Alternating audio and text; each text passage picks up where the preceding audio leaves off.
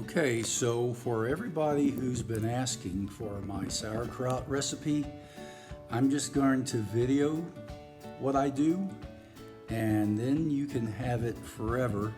But the first thing that needs to be done is soak your cabbages in water because you want lots of juice when you pack the cabbage into the crock or jars. So I snip slightly the end of the cabbage off and then set them in water, preferably cool water overnight. And so make sure you soak your cabbages in water. And that's going to be your first step. Take off the outer leaves, but save them for later. Okay, so slicing is a matter of preference. I asked my grandmother once, how should I slice it? She said, until it looks like sauerkraut. So I like my sauerkraut kind of leafy, and so I kind of chop it like this. I use a serrated knife so I could slice it thin. But your goal is to shred it how you want it. If you don't have a shredder, a knife is what's used. But this is the patience part, and getting it sliced how you want it. I see some people, they chop it up into tiny bits. I've never seen sauerkraut like that before. Usually sauerkraut's a little bit more stringy. Depends on how you're going to cook it and what you're going to use it for. But this is the patient part. So get to slicing. Okay, this cabbage has been sitting in the salt for this one for a long time, about 45 minutes. So this one's fresher. So the salt draws out the liquid from the cabbage. You want lots of juice. And as you can see, this has lots of juice in it. That's what you want. So the longer it sits, the more it will wilt. But this is what you have to do. You have to actually squeeze this cabbage till all its juices are out. I use this squeeze and pound method. That's what my grandmother did, but I know they can, in Germany they sell these wooden mallets that are sauerkraut pounders. I'm gonna get me one eventually. You can make your own, I guess, with a wooden dowel or something. You literally beat the sauerkraut until all the juice is out. And it sits in this salt. See all this liquid.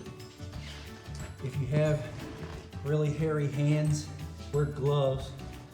Nobody wants your hair up in their sauerkraut. And that goes for you men too. So this is your goal, is to get a lot of the juice out. So squeeze until you think you got all the juice out of the sauerkraut. But let it sit in the salt for about 30 minutes. Okay, now it's time to pack the crock. This is my new fancy crock I got from Germany. It has a natural ventilation lid, and I don't have to do anything with it. I don't have to check it. I don't have to aerate. It does it all by itself. I pack it in there tight. Pack it in there as tight as you can, all the way around the rim, about 2 inches. And then around that time I add a little layer of dill weed. In the summertime I have fresh dill. It's out of season, I freeze it, and it freezes well, and I use it all year round for various things. Slight layer of dill, and keep packing in sauerkraut a couple inches at a time. So I have a good 2 inches of juice on the top of this, and this is why we save the leaves.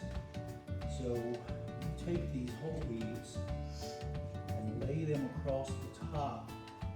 And what these do are they help keep floaters from popping up. Okay. They will seal, and these will actually turn into sauerkraut also. If you want to eat them, but we'll sealed with sauerkraut and they keep them from floating out. Wait a minute, hold on. My crock comes with these little weights. They're ceramic and they fit right on top snugly, and they don't allow any type of anything to surface to the top. So they perfectly fit. However, if you don't have this, tradition is to fill a large jar with water and set it on top, and it will weigh it down. And then usually that's covered with a cloth so that no debris or flies or anything flies inside. But these weights are amazing. It's my first time using this, and thankful for it. So even over my weights, I have about an inch of juice, and it'll increase because the juice will continue to come out of the cabinet. So if you're using a gallon jar, which I use normally before I bought this, you weigh it down with a little water on top, a jar of water on top, and then you cover it with a cloth.